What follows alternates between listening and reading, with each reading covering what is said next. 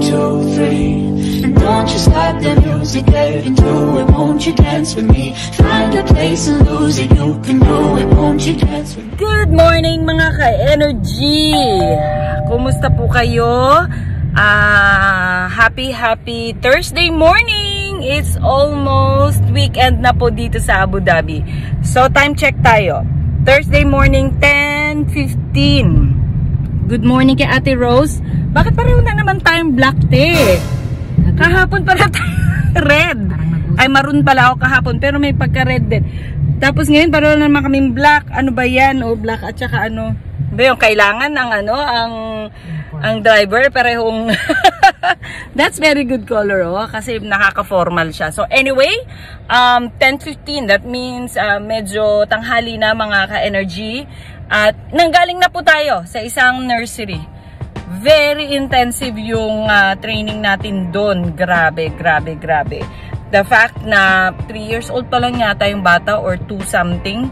Pero napakababa ng instructional control niya. Which means, nahihirapan siya at hindi siya nakikinig sa simple, very simple instruction. To throw away, to wash hands, mga ganon. Kailangan niya talagang maraming prompts. So anyway, with that, I would really suggest na kailangan ng structured therapy, which means mas kailangan ng controlled area or controlled place for him. Kasi pagka hindi mo na-control yung place, mahirapan ka rin mag-control ng reinforcer. Okay? Kasi mixed yung ano niya eh. Pagka mababa ang compliance ng bata, kailangan may pang-parallel ka na mataas na motivation para gawin niya yung ano mo, yung utos mo. Mataas na motivation at tapos mix up pa siya ng attention kasi nagma-mouthing siya, nagpuput siya ng kahit hindi naman edible sa kanyang mouth. So, yun din, mix siya ng attention and escape from demand. So, kailangan talaga siyang very structured, no? This is what I love from my work kasi talagang nahihimok yung analysis, yung pinaka-logic mo sa kung paano mo ma-manipulate in a sense yung reinforcer na ma-deliver siya ng maayos. But before that, you need to analyze ano ba talaga ang function ng kanyang behavior. So lumalabas po na mix siya, isang attention maintained at isang escape from demand. So every time na nagtatapon siya ng gamit, pina-escape ng kung sino man ang kasama niya. So hindi siya pinupush through na gawin yung pagki-clean up or yung probably he's playing tapos walang nagbibigay ng attention na maayos siya nagpi-play tapos ima-mouth niya yung item saka binibigyan ng attention. So next time around, he will think na, oh, okay, ganun pala, mag-mouth na lang ako bago magbigay ng attention. That is why, mga ka-energy, it is very important for us to be proactive. Ang proactive, bago siya mag-mouth, pag naglalaro siya ng maayos, doon ka magbigay ng attention. That's nice playing. Okay? Or pag na-mouth na niya, you don't need to talk. You don't need to comment. Just redirect it. Okay? With the shaping sa compliance, it might take some time because you need to have a structured. That means yung situation dapat talaga controlled. Especially with the reinforcers or motivation. So, I'm really hoping na ma-train tong batang to. On Monday, meron akong training again with this child. Yung therapist niya, iti-train natin kung paano gagawin yung structured. Okay? So, now we are heading to the Pearl Academy again. So, galing tayo sa Redwood, papunta naman tayo sa Pearl. Let's go! Okay, so while waiting na makapunta tayo sa sa Ate Rose kasi masama pakiramdam niyan. Yeah. Lagyan mo ng 1,000 dirhams eh. Tapal. Okay, so while waiting, magtatanong tayo about... Ay ate, asan na yung mga question mo? Sabi mo i-interviewin mo ko. Dapat ano yun ma'am? Dapat Long drive? Ah, oo. Kasi short drive. Okay, sige. Nag-demand si Ate Rose na long drive. Okay, fine. Cancel natin lahat ngayon. Punta tayo sa Dubai.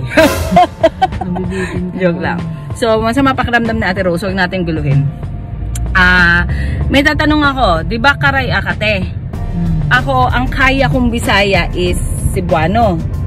Okay. So, i-compare natin. Okay? I-compare natin yung terms. Okay.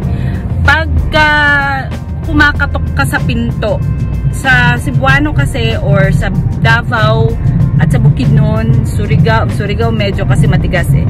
Ang common nilang sinasabi, ayo, ganon, ayo, tuk, ganyan. Ano sa'yo?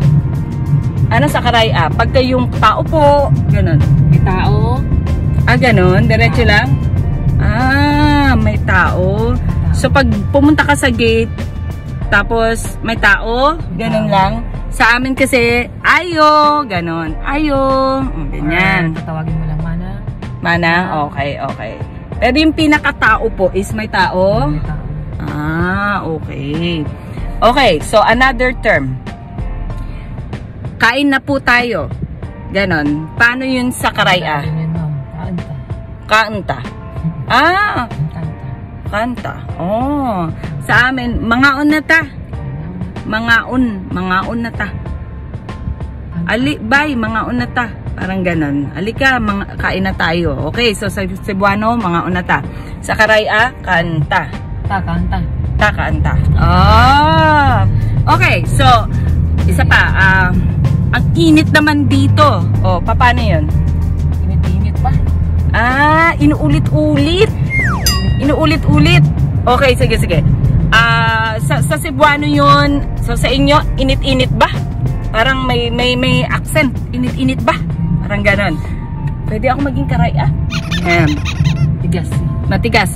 Sa amin, sa Cebuano, ganito yun. Kaigang bagyo diri. Uy! Dami niyang sinabi. Kaigang bagyo diri. Uy! May ano malaki siya. Igang is the init. Parang diri is here. Uy! Parang kailangan may accent. Kaigang bagyo diri. Uy! Ganon. Diba? Iganga. Uy! Ganon. So, dapat meron siya. Uy! Ganon. Parang sa inyo, init-init ba? Init, Diba? May mga padagdag. Okay. Ano pang word? Bilisan mo. Yan, bilisan mo. Dalia. Dalia. Ganon. Sa amin, sa Bisaya, pagdali. May dalang ganon. Pagdali ba? Ganon. Mabilis din yun. Mabilis din. Kasi nga, pinabibilis natin eh. Paano yung opposite? Ang bagal mo naman. Ganon. Paano yun? Ang bagal mo naman. Guri. Parang ang lambing. Guri. Ganon. Sa amin, sasabihin ko sana sa Ilocano eh. Iba yun sa Ilocano. Sa amin, kadugay, bagyod, uy. Lambing din. Dugay, apod, uy. Lalo na pag galit ka na, dugay, apod, uy. Ganon. Depende sa tone, no? Pero pag gusto mo mag-inarte, dugay, apod, uy. Ganon. Buhay ka ba? May ganon. Pero ang Karay Ate, parang Ilonggo or malayo sa Ilonggo? Malayo. Parang ang Karay kasi parang pagalit din. Parang matigas. Oo. Kahit hindi galit. Shout out sa mga Karay dyan. Buti na lang na-meet ko sa Ate Rose. Hindi ko talaga alam. Sorry na may Karay. Akala ko Ilonggo lang talaga yung sa mga Antique. Usually kasi, ang mga padati, malapit kasi. Dito, Dubai lang yan. Okay. Naka-adapt na rin sila ganun mga Iloilo kasi dun usually sila nag-aral. So parang kapitbahay lang. Tapos na-adapt na lang. Okay. Ayun. Kasi ako po, kaya ako natutong mag-Bisaya. Nakapag-aral ako sa Bukidnon ng 2 years. Shout out sa mga friends ko dyan sa Bukidnon, sa Malaybalay. Sa Kasisang kami nakatira nun. Pero di ba ma'am daming Bisaya? Oo, madami. Kasi kaya nga, imagine Bukidnon is Mindanao pero ang kaya niya is Cebuano style. Pero meron silang mga words na nagti-trademark. Iba din. For example, beautiful or maganda. Nindot. Nindot sa Davao or sa Cebuano. Pero hindi pala, nindot sa Cebuano. Sa Davao at saka Bukidnon, tsada. Patsyada. Tsada kayo, boy. Lami man. Patsyada kayo, boy. Ang lami, maganda din. Hindi, masarap. Lami is masarap. So, ganun siya. Iba yung ano talaga niya, no? That's a beauty of language. So, noong 1995 to 1997 ako nandun sa Bukidnon at natuto po ako magsalita ng Bisaya. Yan. So, hanggang ngayon, pero laking tagig po talaga ako sa Upper and Lower Bikutan.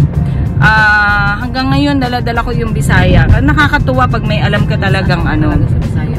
Oo. Mas sanay ako sa Bisaya. Pero yung asawa ko, since Ilocano, na-expose ako sa ibang words. Hindi ka magtagalog ka, hindi ka nagpupunto Bisaya. Hindi, kasi lumaki ako sa Maynila eh. Dahil most of my lifetime, nasa Maynila ako. 2 taon lang naman ako na pariwara. Hindi naman pariwara. Kumbaga tumira kami sa uncle ko doon, kapatid ng mother ko. Kasi that time, wala talaga kami pang school, pang tuition fee. So, sabi ng mama ko, kami ng ate ko, punta kayo sa Bukidnon para tulungan tayo ng uncle mo. So, school na Bisaya, pag nagtagalog talaga magano.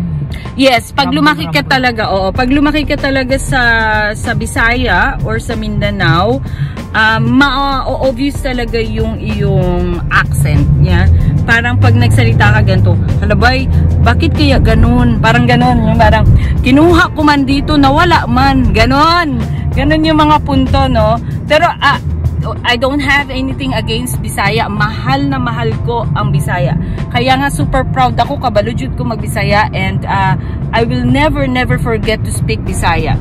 Kay kabalujud ko na sa akong system. So diligid ko mag-inarte, no? So I'm very proud to be a Bisaya. Alright, mga ka-energy, tapos na po ang Pearl Academy natin. It was successful, but we still need to have more intensive therapy for the child. Sa Ate Rose, ayan, medyo okay na siya, nakakain na siya. Kasi kagabi kumain kami ng empanada eh. Ayan, empanada pa more. So, yan, balik po muna ako sa bahay with some of the admin works, and then I'll see you later, okay? Meron pala tayong errand for today.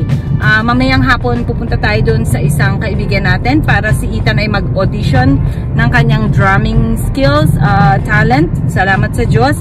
And tingnan natin kung paano natin siya ma-assist in that audition. See you later! So, mga ka-energy, hello, good afternoon. Time check tayo. It's 3:15. Natapos na po ako sa aking admin time kanina. Nakapagpahinga din ako konti. Nag-lunch tayo na napakasarap na mutton. Parang ginawang biryaning mutton. May rice siya. Pero minimal lang naman ang kinakain natin na rice. And then, ngayon, on the way tayo sa ating Baniyas. Medyo malayo-layo. 45 to 1 hour. So, 45 minutes to 1 hour ang biyahe natin. Thank you, ate. Of course, ang ating chai. So, meron tayong ngayon, question and answer, ate, pag nakasettle tayo. So, abangan natin. Ano yung mga questions ni Ate Rose sa akin? Let's go. Okay, mga ka-energy, nakasettle na yung ating tsaa at si Ate Rose nakapagpahinga ngayon. Nakapag-movie time daw siya. Kaya medyo lastog-lastog siya, Ayan. So, mag-start tayo. Ano ang unang question ni Ate Rose? Lakasan mo, te. Sige po, wala akong mic eh. Wala akong mic. Wala pa tayong mic eh. Kasi kailangan lang. Pero sige lang, naririnig ka naman. Sige ma'am. Unang tanong ko. Hindi mo malagay, ma'am? Hindi, kasi nakababa masyado eh. Sige. Unang tanong daw. Sige, go. Unang tanong ko, ma'am. Anong trabaho mo in case na hindi ka nag-abroad? Ano ang trabaho ko kung in case na hindi ako nag-abroad? Doon sa Pinas. Sa Pinas? Ano ka ngayon doon? Palagay ko na ako, magiging customer relations manager. Kasi yung naging una kong trabaho after college is customer service assistant. Tapos hanggang sa naging supervisor ako in 1.5 years, na-promote ako na supervisor ng team ng customer service or customer relations. Tapos medyo maganda naman yung performance ko nun sa awa ni Lord, pinagkakatiwalaan. At nung nag-resign ako dahil pupunta na ako ng Thailand, pinigilan pa ako ng presidente ng company. At inofferan niya talaga ako na ipopromote na ako that time. So, siguro naging manager ako. Yun. Ng customer relations. Okay, next question. Bilis, ate. Nawa, ma'am. Magkano ba talaga ang perang gusto mo, hindi ang need mo, ha? Ang perang gusto ko. Ang perang gusto mo na ang halimbawa, hindi total, yung kailangan mo sa buhay mo. Kailangan ko every month? Yung pinaka dapat may ganito na ako, okay na ako. Okay. Yung parang magiging satisfy. Ako, okay. Grocery. Yung gusto mo, hindi yung needs, ha? At least dapat 20 mil sa dirhams. 20,000 dirhams. Yun ang gusto mo. Gusto ko, yes. So kung mayroon kang sapat na talaga, anong gusto mong gawin sa buhay mo? Uy, tatanong pa ba yan, ate? Magnegosyo. Oo, syempre. Hindi. Kasi sa atin, yung sinasabi mong sapat, siguro ibig sabihin mo kung kontento na ba ako. Yes, of course.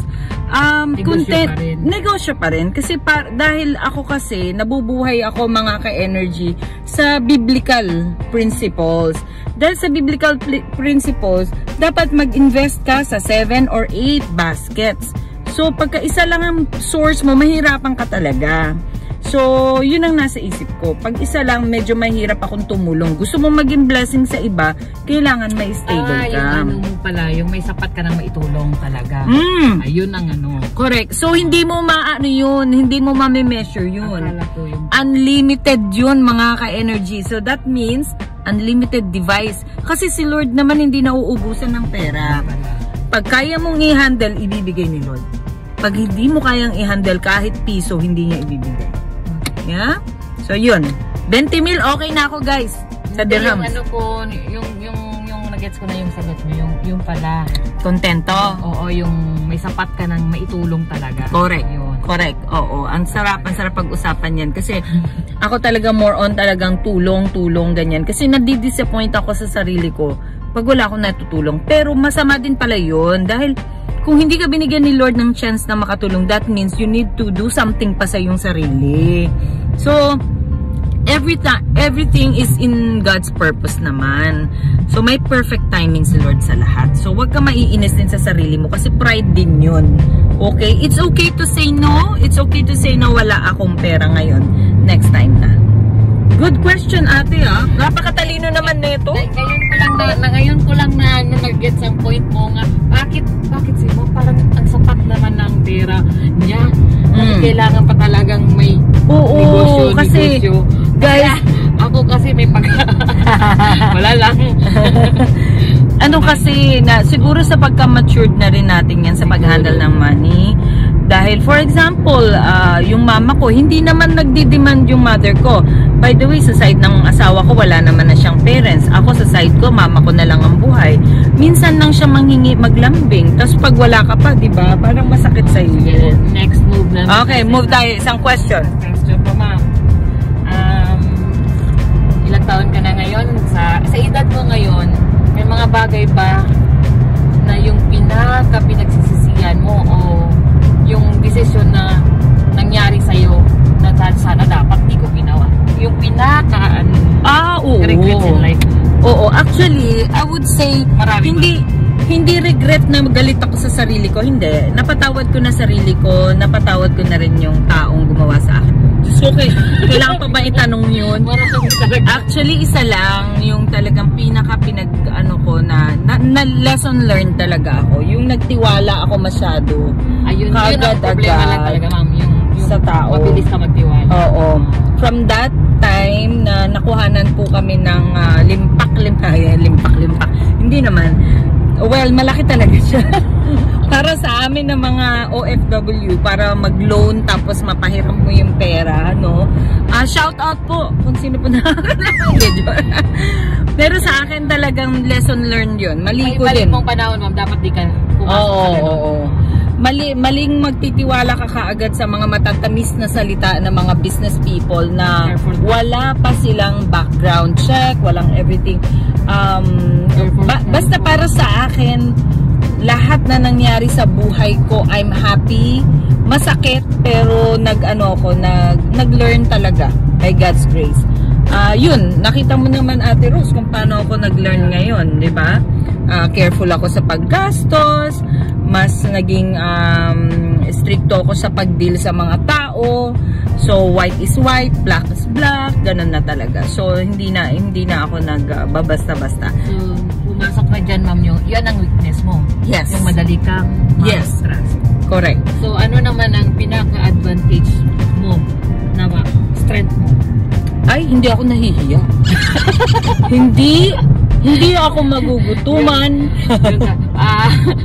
Yun ang pinaka-strength. Hindi ako mahihiya. Hindi kasi yung confidence na nakuha ko sa lifestyle ko and of course from God. Lagi ko iniisip lagi sa Panginoon nang gagaling yan. Okay? So, pre-practice yan ng mga magulang ko sa akin. Dati talaga nahihiya akong ganyan-ganyan. Pero lagi kong iniisip, pag nahiya ako lagi, gugutumin ako nito. Okay? So, yun ang pinaka-strength ko. The level of confidence is 1,000%. Although, hindi naman siya masama, basta nababalance mo. Yung may respeto ko pa rin sa space ng tao, and alam mo rin kung paano magrespeto ng kahit na ano pang position mo sa buhay. Ang confidence, andyan lang yan. Pero yung pag-respect mo sa tao, pinapractice din yan, mga ka-energy. So, yeah. I think yung confidence, malaking point yun. Kasi kahit saan mo ko ibato, salamat sa Diyos, hindi ako talaga mahihiya. Yun.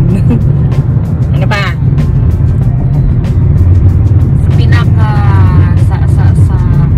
Sa ilang years kayo ni Sergio? May time ba yun na parang nagka-problema din kayo sa pamilya? In what way? Marami kaming problema, te. Financial, third party, you mean? Nag-support din kagad ng pamilya niyo? Oo naman. You mean yung kumboto? So far, wala kami naging problema. Kasi siguro ngayon din yung ko, kasi madali akong makisama. Yun ang isa sa mga strength ko talaga na madali akong makisama, madali akong makaramdam na nung kasing mag-boyfriend pa lang kami, nung pagdating ko sa bahay nila, tumulong agad ako sa kusina. So on the spot, naggustuhan ako nung biyanan ko that time na, uy, marunong pala siya sa kusina and so on and so forth. Although yung face ko daw talaga matapang yung face ko, mataray, madlita. Pero nung nag-start na akong makipag-deal sa kanila, yun, okay naman. Kasi mafe-feel mo naman sa tao kung sincere o hindi eh. So nandun yung consistency pag sincere. Ayun. So sige ate, ano pa? Ano ba talaga mamang nagpapalungkot sa'yo pag naisip mo? Okay. Magandang question yan. Ano ang nagpapalungkot sa akin? Pumapasok lang sa isip mo. Sa pag wala ng parlor.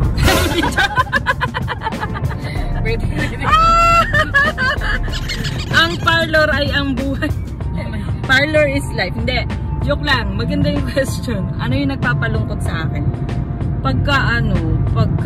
Maalala mo lang bigla na pwede din ang tao, pwede din sitwasyon, ganun. Mahirap na question yan ang nagpapalungkot sa akin kasi in the present time, ang nagpapalungkot sa akin pag magkaaway kami ng asawa ko at ng mga anak, yung pag nagkaroon kami ng argument na hindi na ayos, yun ang malungkot ako. Pero kung sa history, ang nagpapalungkot sa akin pag naaalala ko yung pag tinuturuan ako ng papa ko how to sing, kung ano yung technique na pagtuturo. Kasi ang papa ko po ay teacher po siya noon nung nabubuhay pa.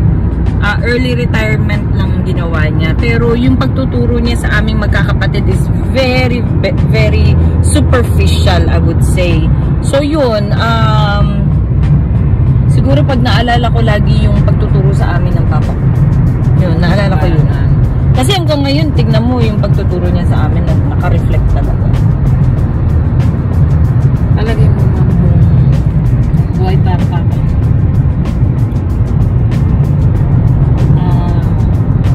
Ano masasabi niya sa'yo? Proud ko, siyempre, di ba? Aside sa proud. Ang papa ko ay hindi ko narinig yang sumigaw, sa totoo lang. Kahit nagalit na yan siya, napaka-controlled ng boses niya. Ibig sabihin, siguro kung buhay ang tatay ko ngayon, si Papa Conrado, Papa Dudong, super proud siya sa akin. Lagi niya sinasabi sa akin yan na ako ang nakikitaan niya ng skills ng pagtuturo. Sinabi na niya sa akin yun. Kaya pinipilit niya ako talaga mag-education that time, pero ayoko. Kaya nag-business at ako ng bachelor's, pero bumagsak pa rin ako sa pagtuturo ng mga special, may autism, ganun. So, ngayon, mas higher level pa yung binigay ni Lord sa atin. So, yun, I'm sure sasabihin ni Papa na very proud siya. Thank you, Lord. Tapos, si Mama mo siguro kasama pa rin sila. Ay, oo. Si Mama, tsaka si Papa. Sabi, kasama pa rin sila na nag-ano na lang siguro, or oo, nagbabiyahe. Oo. Oo, kasi gustong-gusto ni Mamang pumunta sa Davao, Surigao, Lakwachera, Mama ko. Parang ako, medyo Lakwachera. Medyo lang. So, yeah, siguro mag-i-enjoy silang maglamerda ngayon. Kagaya ngayon, lahat ng P8 nasa Tagaytay. Oh. Tama, nandun, Mama. yes, kulangan nandito. So, ganun yun.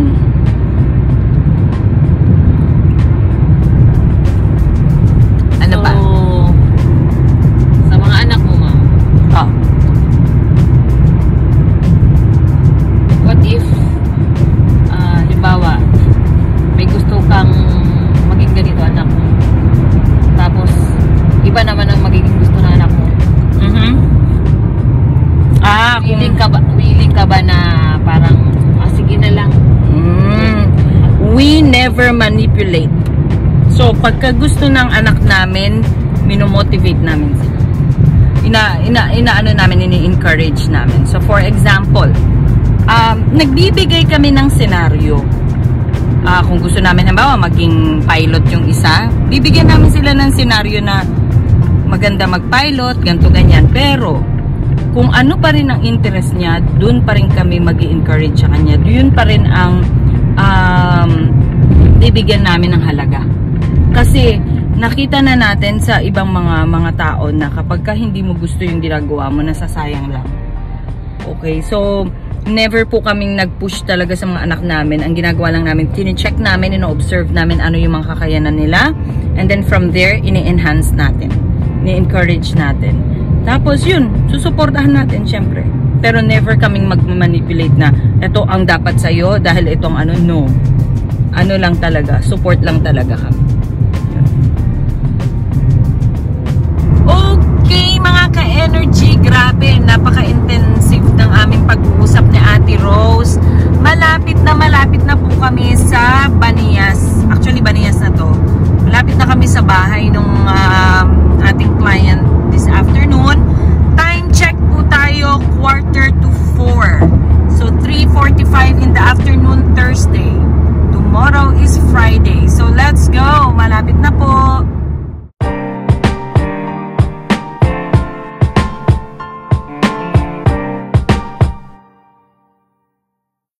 Alright, mga ka-energy, andito tayo sa building ng aking friend. Dahil pupunta kami sa bahay ng aming friend at mag-audition Ethan for the drum session. So, yan, bitbit niya yung kanyang sticks and then we're going up. Then, let's see.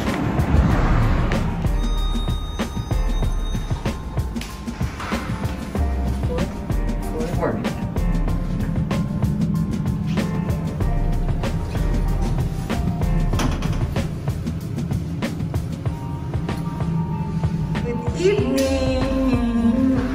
How are you? Faith, hope, and love. Hi! Ay, nag-practice sila. Wow!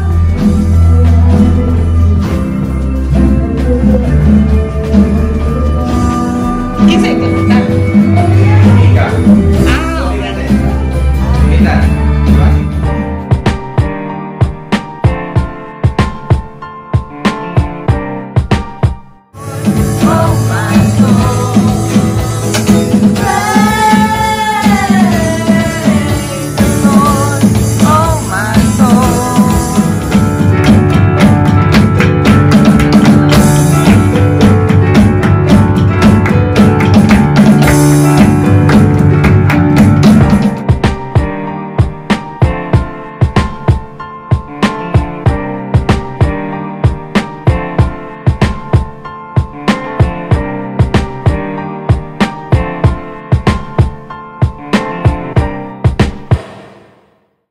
So mga ka-energy, andito tayo. Yan si Shano. Tapos na siyang he's done with the audition. Thank you, Lord. At he's done.